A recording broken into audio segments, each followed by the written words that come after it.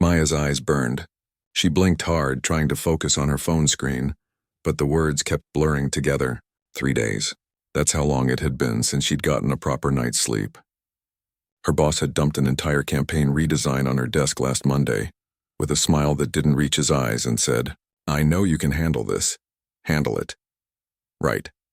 She'd handled it by living on coffee and instant noodles, sleeping maybe 2 hours a night on her apartment couch, and watching the sunrise through her office window more times than she cared to count.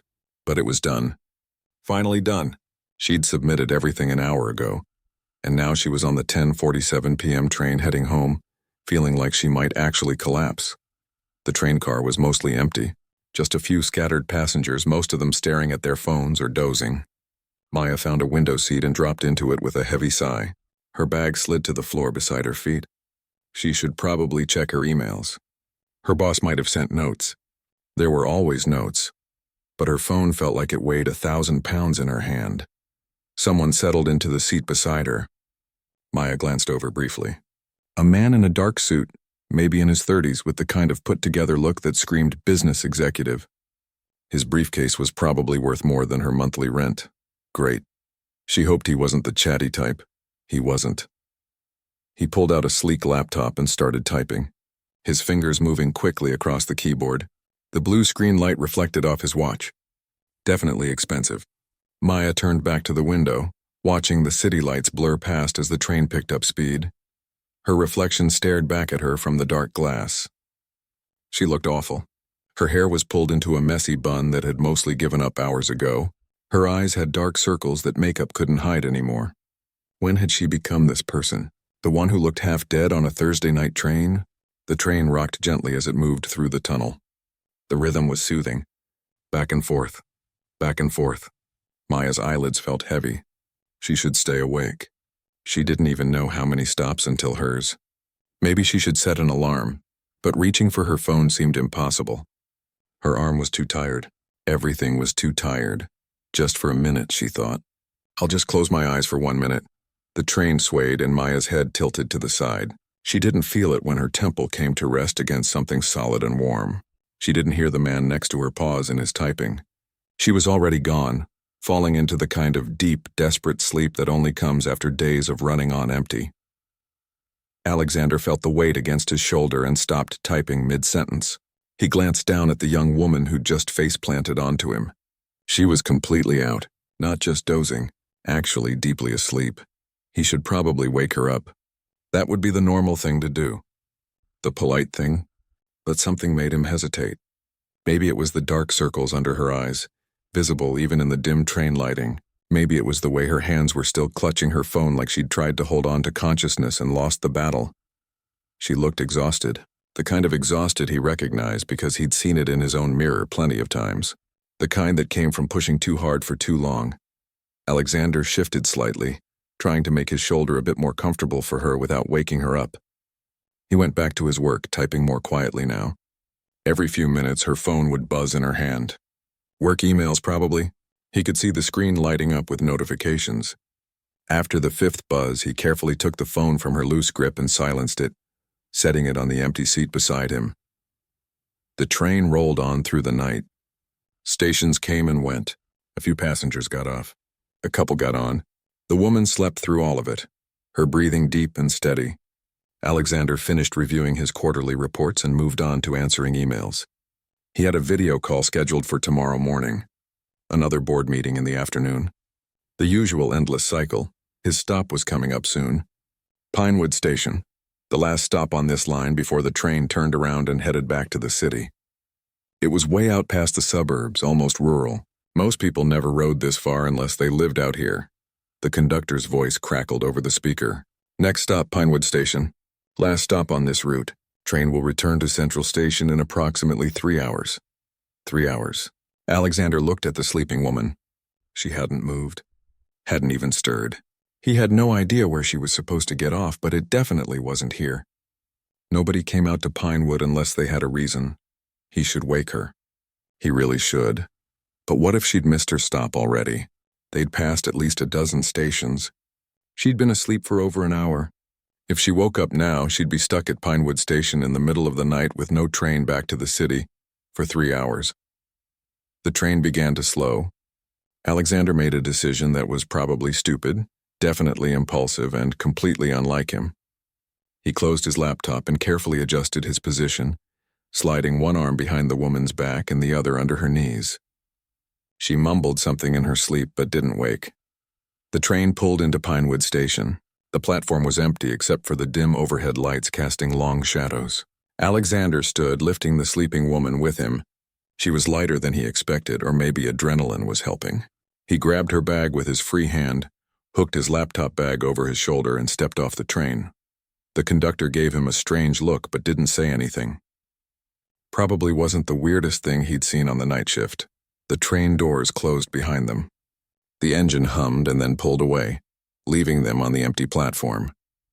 Alexander's driver was already waiting in the parking lot, the black car idling near the curb. The driver's eyes went wide when he saw his boss carrying an unconscious woman.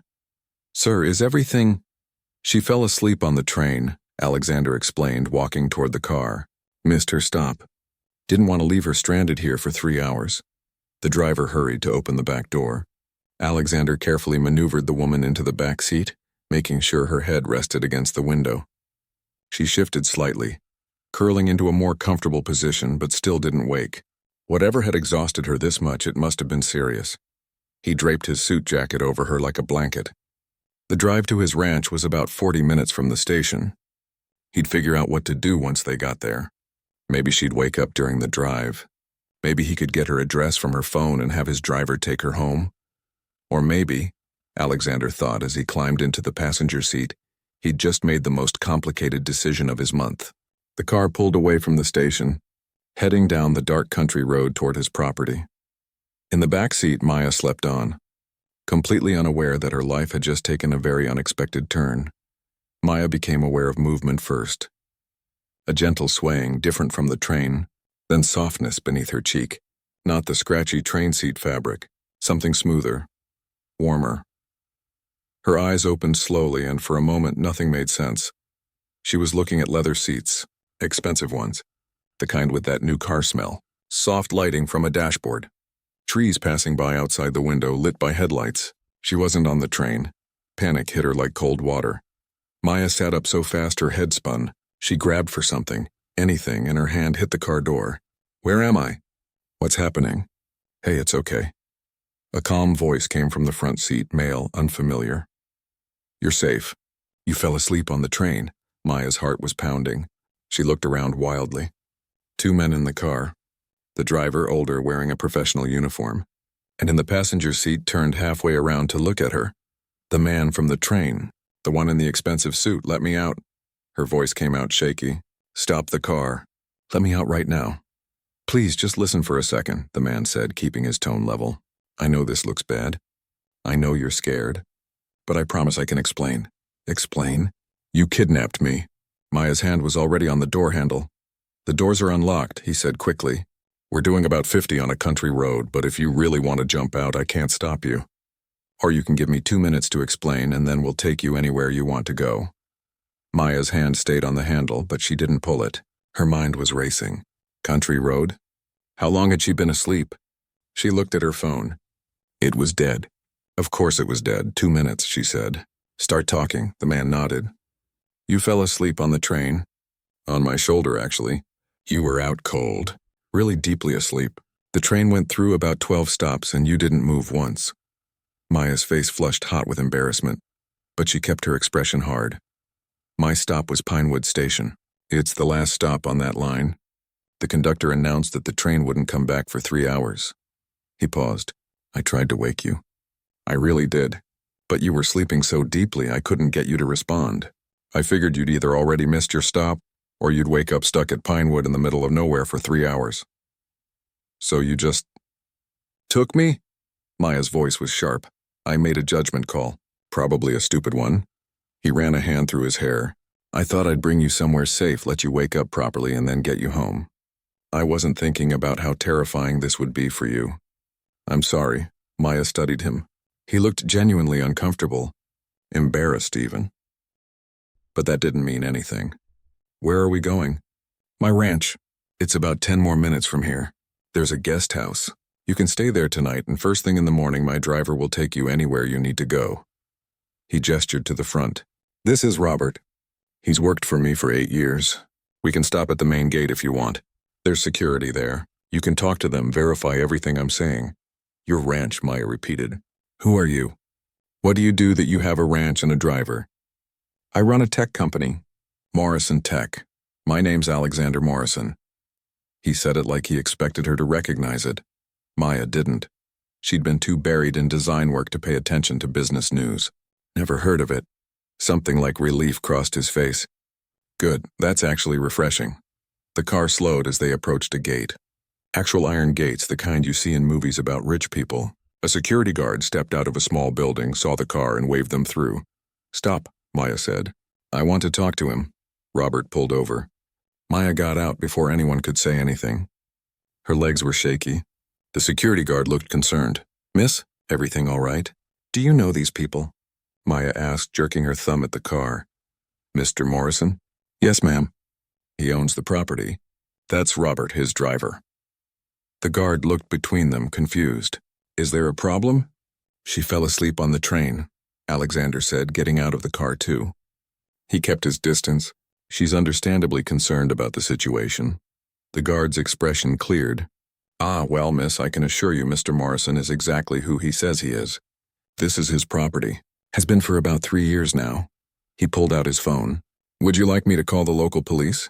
They can verify everything. Sheriff Davies knows Mr. Morrison personally. Maya hesitated. Everything in her body was screaming danger. Stranger, run. But something about the situation felt off script for a kidnapping. Alexander hadn't tried to stop her from getting out. The doors really were unlocked. The security guard was offering to call the police. How far are we from the city? She asked. About 2 hours, the guard said. No trains run out here. You'd need a car, 2 hours. Maya thought about her empty apartment. Her roommate was probably home by now, wondering where she was. Her phone was dead. She had no money for a 2-hour cab ride, even if she could get one out here. The guest house is separate from the main house. Alexander added quietly. It has its own locks. You'd be completely private. And I promise, first thing in the morning, Robert will drive you back. Or we can call someone to pick you up right now if you prefer. Maya looked at him. Really looked. He seemed tired too. Not as exhausted as she'd been, but there were lines around his eyes. His suit was expensive but rumpled. His hair was slightly messed up from where she'd been sleeping on his shoulder. She made a decision that was probably stupid but felt less dangerous than being stranded. Fine. But I'm locking the door, and if anyone tries anything, I'm calling the police. Fair enough, Alexander said. They got back in the car. Maya sat as far from the door as possible, watching everything. The property was huge. Rolling fields on either side of the road, lit by occasional lampposts. In the distance, she could see a large house, all modern angles and big windows. But they drove past it. The guest house was smaller, cozier. It looked like a cabin, with warm light glowing from the porch. Robert parked outside. There's food in the kitchen, Alexander said as they got out. Help yourself to anything. The bathroom has towels and basic supplies. There's a landline on the counter if you need to call anyone. He pulled out a key and handed it to her. This locks from the inside. There's only one copy and I'll give it to you, see? He pulled out a matching key and handed that to her too. Both keys. You have the only way in. Maya took them, still wary. Alexander backed away toward the car. I'll be in the main house. If you need anything, the number's on the refrigerator. Otherwise, I'll have Robert come by at 7 a.m. to take you back. Wait, Maya said, my bag. My phone. Right. He grabbed her bag from the car and set it on the porch steps, keeping his distance. There's a phone charger inside. Universal one. Should work with your phone. He got back in the car and they drove away, leaving her alone in front of the guest house. Maya stood there for a long moment, keys in hand, trying to process the weirdest night of her life. Then she picked up her bag, unlocked the door, and immediately locked it again behind her. The guest house was nice. Really nice. Open floor plan with a small kitchen, a living area with a comfortable-looking couch, and through a doorway she could see a bedroom. Everything was clean and simple. Modern but warm. She found her phone and plugged it in. While it charged, she used the landline to call her roommate. Maya, oh my God, where are you? I've been calling for hours. Long story. Really long story. I'm okay. I'll explain tomorrow. Are you sure you're okay? You sound weird. Maya looked around the guest house. I'm not sure of anything right now, but I'm safe. I'll text you in the morning. After she hung up, she explored the space more carefully. Everything was exactly as Alexander had said. The door locked solidly from the inside. The windows had locks too. The kitchen was stocked with actual food. Fresh fruit, bread, eggs in the fridge. When had she last eaten real food? Maya grabbed an apple and bit into it. The sweetness exploded in her mouth. God, she'd been living on garbage for days. She took a shower because she desperately needed one. Found a t-shirt and sweatpants in the bedroom dresser. Tags still on them like the place was ready for unexpected guests. She put them on and finally sat down on the couch. Her phone had enough charge to turn on. 17 missed calls, 36 text messages, most from her roommate, several from her boss, a few from her mom. She sent quick messages to everyone: safe, weird night. Explain tomorrow. Then she just sat there trying to make sense of everything. This morning she'd been drowning in work. Tonight she was in a stranger's guest house on a ranch 2 hours from the city. Through the window she could see the main house in the distance. Lights were on in a few windows. Alexander Morrison, tech CEO, who apparently rescued exhausted women from trains. Maya laughed. It was either that or cry. The whole situation was absurd. She should be more scared. She should be angry. But mostly she was just confused and still so tired. The couch was incredibly comfortable. The guest house was quiet except for the sound of crickets outside. Maya curled up, pulling a blanket over herself. Just for a minute, she thought. Then I'll figure out what to do. But her body had other plans. Within minutes, she was asleep again, this time in a bed instead of on a stranger's shoulder, still wondering how her life had gotten so strange. Maya woke to sunlight streaming through unfamiliar windows and the sound of birds. Loud birds. Not the city pigeons she was used to, but actual songbirds. For a second, she forgot where she was. Then it all came rushing back. The train. The ranch. Alexander Morrison. She grabbed her phone. 6:30 a.m. She'd slept for almost 7 hours straight. 7 hours. When was the last time she'd managed that? Her body felt different, still tired, but not that bone-deep exhaustion that had been following her for weeks. She could actually think clearly for the first time in days. Maya got up and looked out the window. The view took her breath away. Rolling green fields stretched out in every direction. In the distance, she could see horses grazing. Actual horses. The morning sun made everything glow gold and peaceful. It was so quiet. No traffic, no sirens, no neighbors shouting through thin walls, just birds and wind and space. She made coffee using the fancy machine in the kitchen and took it out onto the porch. The air smelled different here, clean, fresh, like grass and flowers and things that didn't exist in the city. You're up early. Maya jumped, nearly spilling her coffee. Alexander was walking up the path from the main house, dressed completely different from last night. Jeans, a plain t-shirt, work boots. He looked like a regular person instead of a CEO. I thought you said 7, Maya said, still defensive.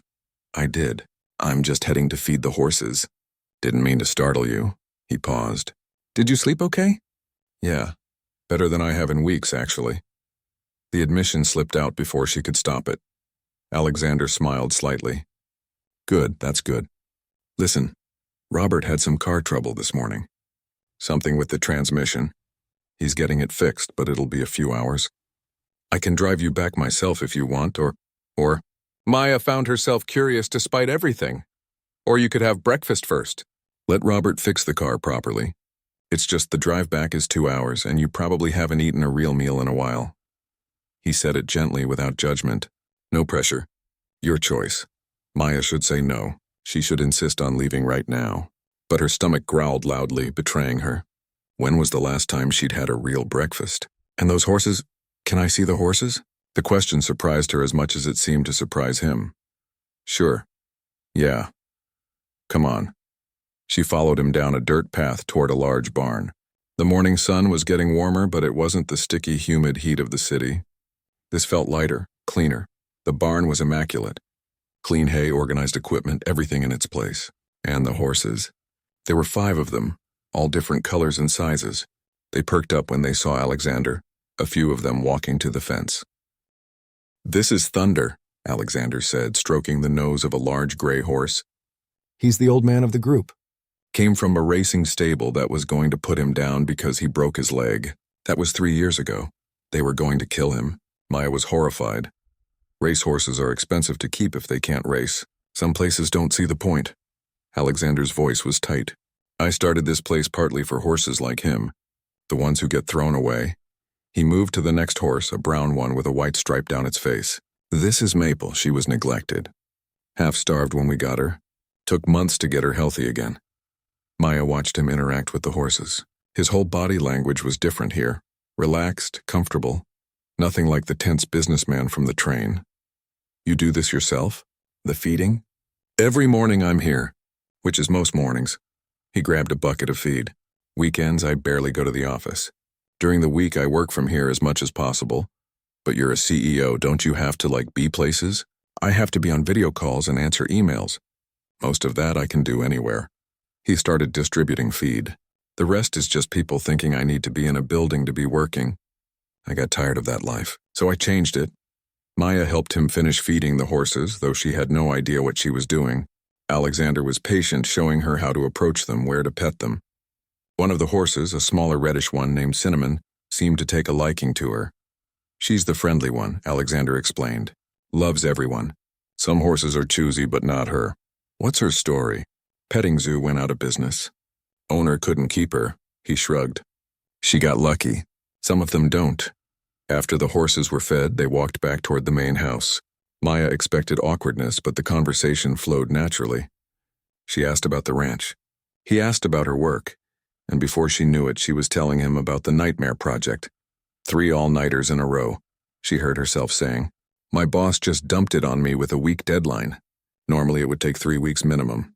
Did he offer extra pay? Alexander asked. No. Just said it was a great opportunity to prove myself. That's code for, I'm going to exploit you, Alexander said dryly. I've heard it before, usually from bad managers.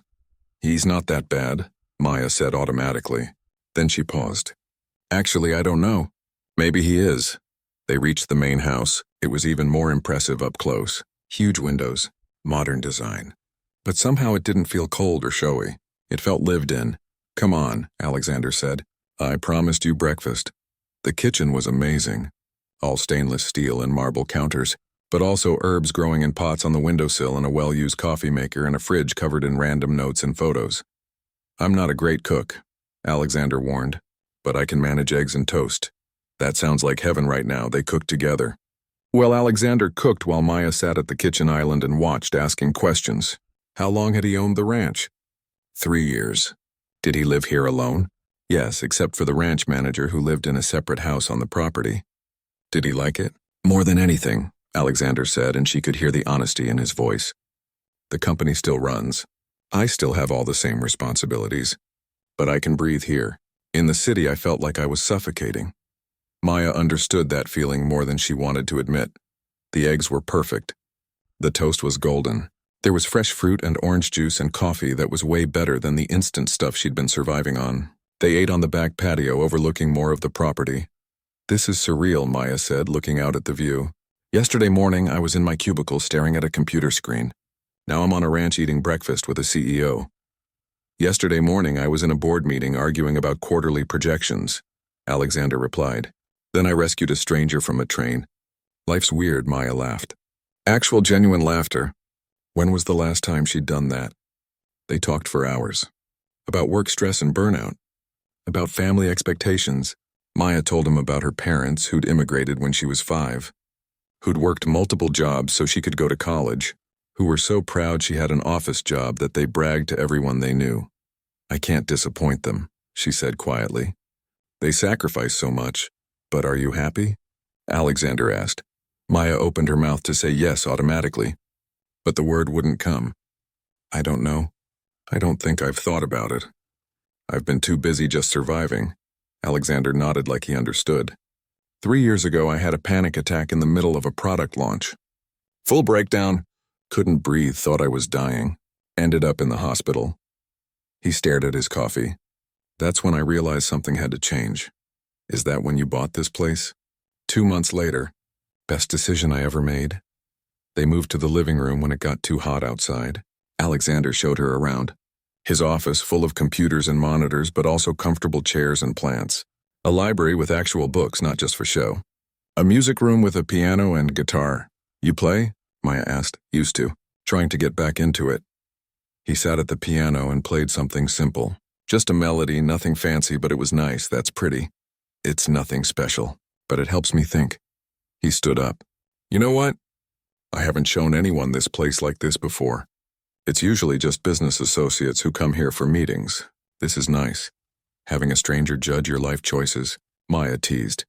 Having someone actually interested in the horses and the piano instead of asking about my profit margins. Maya's phone buzzed. Her boss. Again. She glanced at the message and felt her shoulders tense automatically. Alexander noticed. You don't have to answer. He wants revisions on the project. Of course he does. She felt the stress creeping back in. I should probably head back, Robert called. Car's ready. Alexander paused. But before you go, can I say something? Sure. You don't owe them your health. Whatever they're paying you, whatever opportunities they're promising, it's not worth destroying yourself. He met her eyes. I know because I did it. For years, and it almost killed me. But you're successful. I'm successful now because I set boundaries. Before that, I was just burnt out and successful, which is a miserable combination. Maya thought about that on the drive back. Robert drove while she sat in the back, watching the ranch disappear in the distance. She thought about the horses in the quiet mornings and Alexander's panic attack and her own exhaustion. She thought about how she'd slept 7 hours without nightmares about missed deadlines. When they pulled up to her apartment building, Robert handed her a card. Mr. Morrison wanted you to have this. His personal number. Said the guest house is always available if you need a break. Maya took the card. On the back in handwriting it said, You deserve better than all-nighters and impossible deadlines. She stood on the sidewalk, holding the card, watching the car drive away.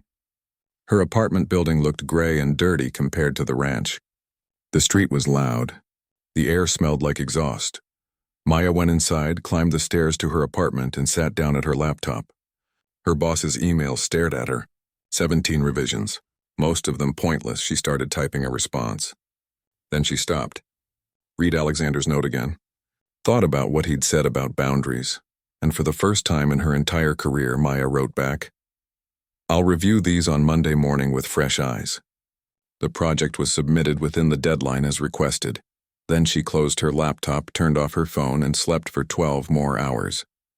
Something had shifted. She wasn't sure what yet, but something had definitely changed. 2 weeks passed before Maya touched the card again. 2 weeks of going through the motions, working, eating, sleeping, repeat. But everything felt different now, like she was watching her life from outside her body. Her boss had not been happy about her response to his revision requests.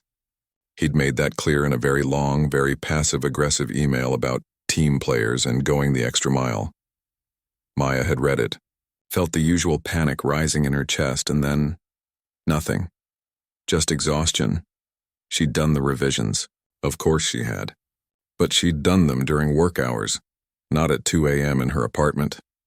And when her boss had asked her to stay late on Friday for just one more thing, she'd said no for the first time ever. The look on his face had been worth it. Now it was Sunday afternoon, and Maya was sitting in her tiny apartment staring at her laptop. Social media, streaming services, everything felt boring, flat. She kept thinking about the ranch, the quiet, the horses, the way the morning light had looked on those fields. She picked up Alexander's card, turned it over in her hands. His personal number. The guest house is always available. Before she could overthink it, she pulled out her phone and typed a message. Hi. This is Maya. From the train. Is the offer still open? She hit send and immediately regretted it. He was probably busy. He probably didn't even remember her. 2 weeks was forever. Why would a CEO want some random exhausted girl hanging around his ranch? Her phone buzzed 30 seconds later. Of course. When do you want to come?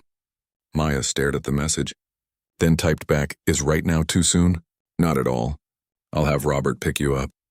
What's your address? 3 hours later, Maya was back in the guest house, her overnight bag on the couch, feeling like she could breathe properly for the first time in 2 weeks. Alexander came by around dinner time. Hungry? They ate on the main house patio again. Grilled chicken that Alexander admitted he'd bought pre-marinated because cooking meat intimidated him. Maya made a salad from vegetables she'd found in the fridge. It felt domestic, comfortable, weird, so how was work? Alexander asked. Honestly, kinda terrible. Maya speared a piece of lettuce. My boss has been passive-aggressive ever since I set that boundary. And I found out the promotion I've been killing myself for went to someone else. Someone who works even more unsustainable hours? Exactly. She literally sleeps in the office sometimes. My boss loves it. Calls her dedicated. Maya shook her head. And the weird thing is, I thought I'd be devastated. But I just feel relieved. That's not weird. That's clarity. Maybe. Or maybe I'm just burnt out and not thinking straight. Alexander was quiet for a moment. Can I tell you about my panic attack? The real story? Maya nodded.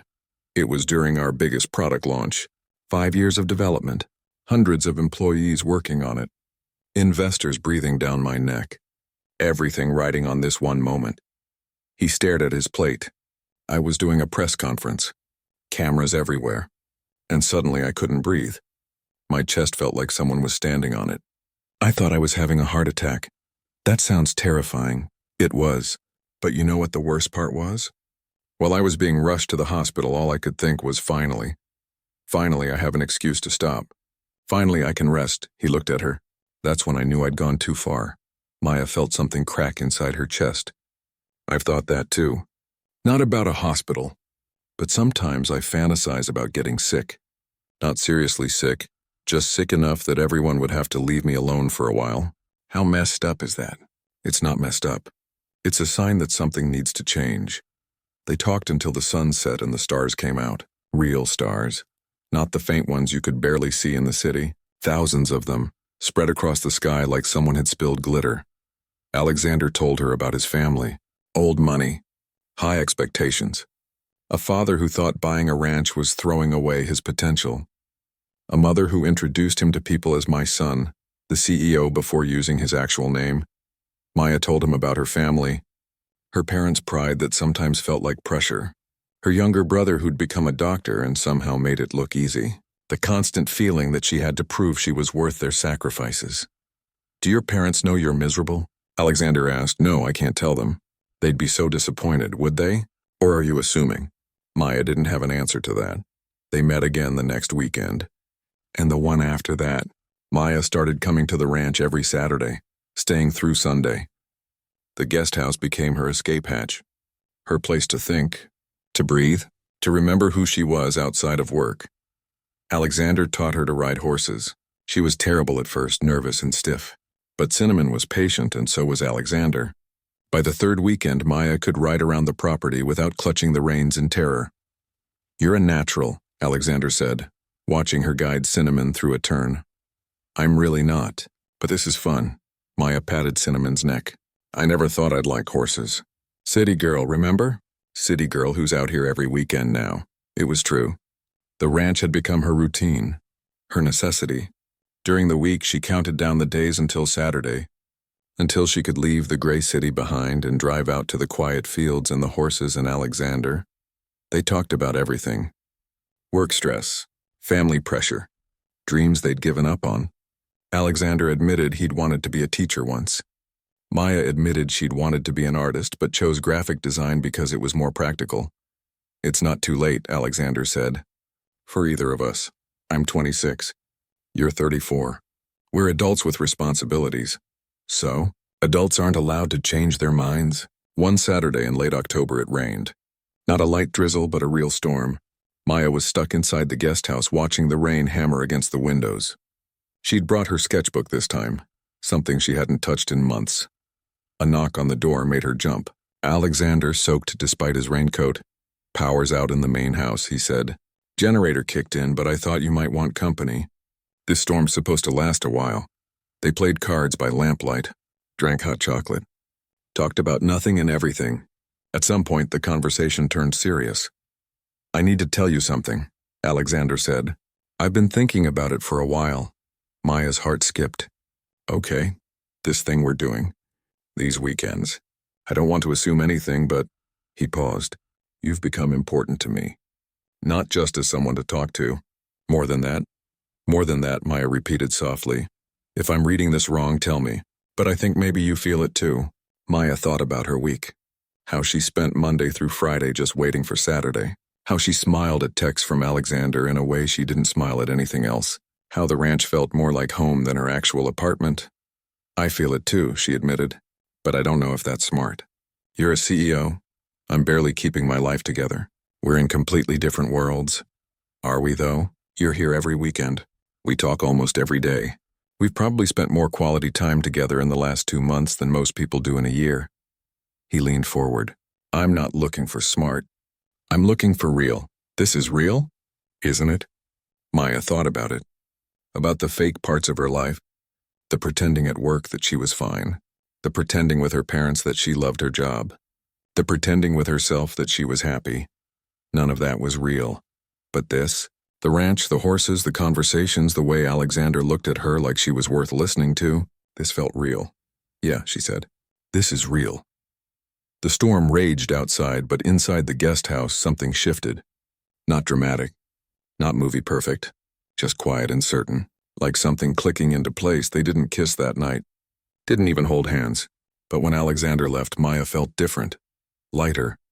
Like she'd admitted something important not just to him but to herself. She stayed up late sketching. The horses. The ranch. The view from the porch. Her hand moved across the paper, and for the first time in years, she wasn't thinking about client feedback or profit margins or brand guidelines. She was just creating. When Alexander saw the sketches the next morning, his face lit up. These are incredible. You're really talented. They're just doodles. No, they're art. Your art. He looked at her seriously. Why did you stop doing this? Bills, student loans, reality. What if reality could include this too? Maya wanted to believe him. But years of playing it safe, of choosing the practical path, of being grateful for what she had instead of reaching for what she wanted, that didn't disappear overnight. Still, maybe it could disappear slowly, one weekend at a time, one choice at a time, one sketch at a time. That week at work, her boss called a team meeting. He announced the new senior designer, the woman who slept at the office. Everyone clapped. Maya clapped too, but her mind was elsewhere. She was thinking about horses and rainstorms and the way Alexander had called her sketches art, not doodles. She was thinking about how she'd been so focused on climbing a ladder that she'd never stopped to wonder if it was leaning against the right wall. After the meeting, she went back to her desk and opened her laptop, looked at her portfolio, her resume, the job she'd been so desperate to keep. Then she opened her email and started typing, not a resignation letter. Not yet, but a message to a freelance job board she'd bookmarked years ago and forgotten about, and another to a local community college about their evening art classes. Baby steps, small changes, but changes nonetheless. Her phone buzzed. Alexander, how was your day? Maya smiled and typed back. Complicated, but I think I'm figuring some things out. Good. That's what these weekends are for. What are these weekends for? Remembering who you are. Deciding who you want to be. Having someone in your corner while you figure it out. Maya read that message 3 times. Having someone in your corner. When was the last time she'd had that? Really had that? She looked around her cubicle. The gray walls. The fluorescent lights. The stack of revision requests. This had been her dream once. Or at least she'd convinced herself it was. But dreams could change. People could change. Maybe it wasn't too late to want something different. Maybe it was actually the perfect time. 3 months later, Maya stood in her boss's office, hands surprisingly steady as she placed an envelope on his desk. What's this? He asked, not looking up from his computer. My resignation. 2 weeks' notice, that got his attention. His head snapped up. Resignation? Are you serious? Completely serious. Is this about the promotion? Because I can talk to HR about a salary increase. You're valuable to the team. Maya almost laughed. Valuable. Right. Valuable enough to work to exhaustion, but not valuable enough to promote or actually pay fairly. It's not about the promotion. I've accepted a freelance position that better aligns with my goals. That was partly true. She'd been picking up freelance work on the side, building a client base. What she didn't mention was that most of her clients were small farms and local businesses near Alexander's ranch, or that she'd been splitting her time between the city and the ranch for weeks now, slowly transitioning her entire life. Her boss tried to convince her to stay. Better projects, more flexibility, the promises that should have come years ago. Maya listened politely and shook her head. I've made my decision. Walking out of that office felt like shedding a heavy coat she'd been wearing for years. The 2 weeks notice period dragged, but Maya kept her head down and finished her projects professionally. No drama, no burned bridges, just clean exits and handed off responsibilities. Her co-workers threw her a goodbye lunch. They asked where she was going, what she'd be doing. Maya kept it vague. Freelance work, exploring options.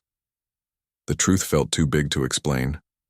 How do you tell people you're essentially starting over at 26 because you fell asleep on a train?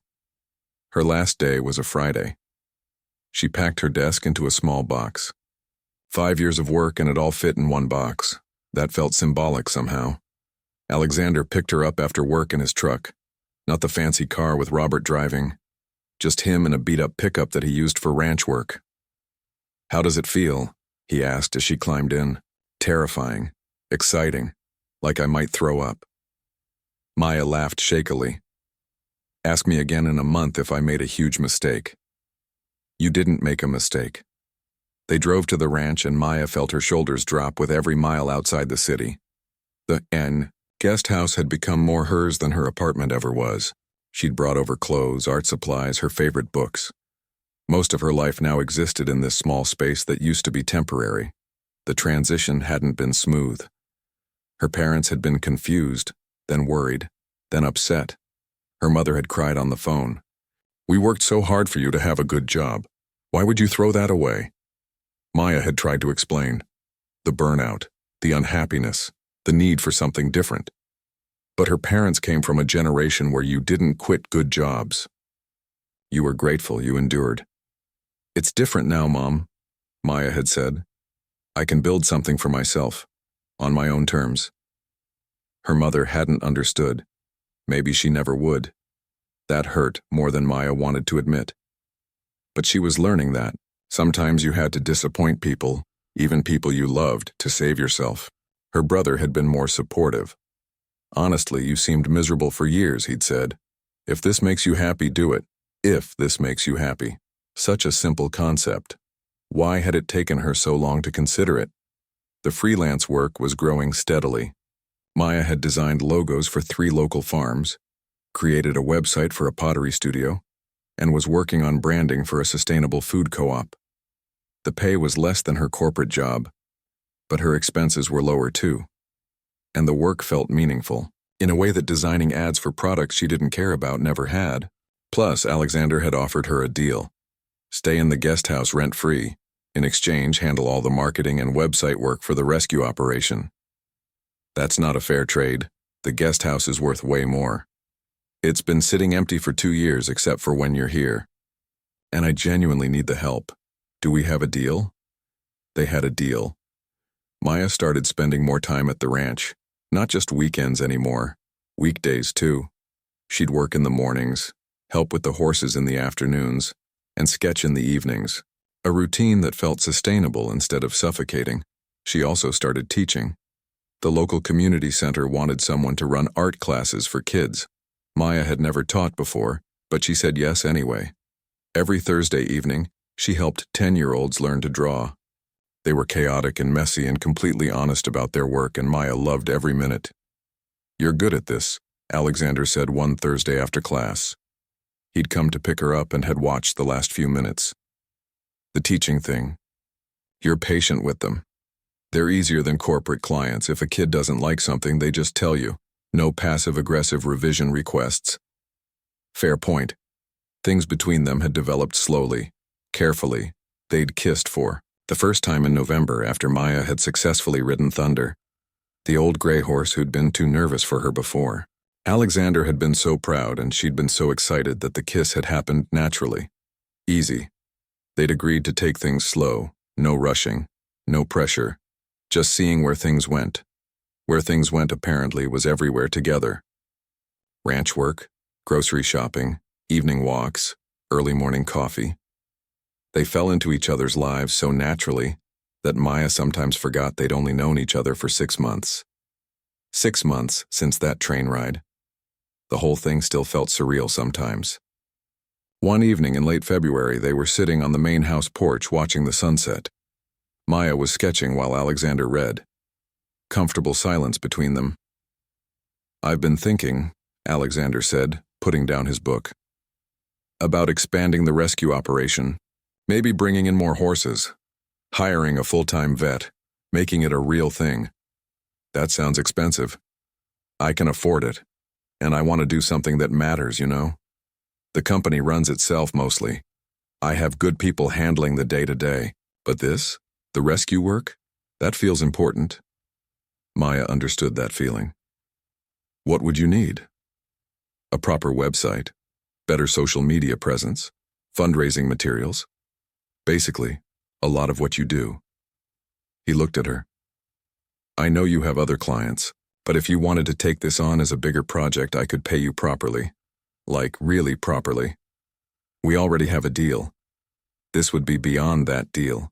This would be a real job, with real pay, if you're interested." Maya thought about it. She'd built a decent freelance business, but it was still unstable. Feast or famine, a steady anchor client would help. And the rescue work did matter. She'd seen it firsthand. Horses that came in scared or hurt and left healthy and calm. "Okay, but I want equity." Alexander blinked. "What?" "If I'm going to help build this into something real, I want to be part of it. Not just an employee or contractor. A partner." She surprised herself with the boldness. The old Maya never would have asked, "Is that crazy?" "No, that's smart." Alexander smiled. "You've changed." "I know. Is that bad?" "It's the opposite of bad." They shook on it. Partners in the rescue operation, Maya Chen and Alexander Morrison. It felt official, real, like something she could build a life around. Spring came, bringing warmer weather and new horses. Maya threw herself into the project. She designed a beautiful website with photos she'd taken herself, created social media accounts that actually told stories instead of just posting pictures, started a newsletter, built relationships with veterinary schools and animal welfare organizations. Donations started coming in, small amounts at first, then larger ones. People wanted to support the work, wanted to be part of saving animals that others had given up on. "We're making a difference," Maya told Alexander one morning, showing him the latest numbers. "Real, actual difference." "You're making a difference," he corrected. "I'm just funding it. You're the one making it visible." Her art was improving too. She'd started painting again, something she hadn't done since college. Large canvases of the ranch, the horses, the landscape. They were rough and imperfect, but they were hers. Pure expression with no client approval needed. Alexander hung them in the main house. When Maya protested that they weren't good enough, he'd shaken his head. "They're perfect. They're you." In May, her parents visited. Maya had been nervous for weeks. They'd never seen the ranch, never met Alexander, still didn't quite understand her choices. Her mother walked through the guest house, lips pressed thin. Her father stood on the porch looking at the fields with an unreadable expression. "This is where you live now?" her mother asked. "This small place?" "It has everything I need," Maya said quietly. They met Alexander over lunch. He was polite, respectful, careful not to overstep. Her father asked him about his business. Her mother asked about his family. The conversation was stilted and uncomfortable. After lunch, Maya showed them the rescue operation. The barn, the horses, the rehabilitation area. She explained what they were building, the horses they'd saved, the difference they were making. Her father stopped at Thunder's stall. The old gray horse walked over, letting Maya's father pet his nose. "You did this?" he asked. "Built this program?" "Alexander had the idea and the funding, I just made it visible. That's not small work." Her father looked at her, really looked at her. "You seem different, happier."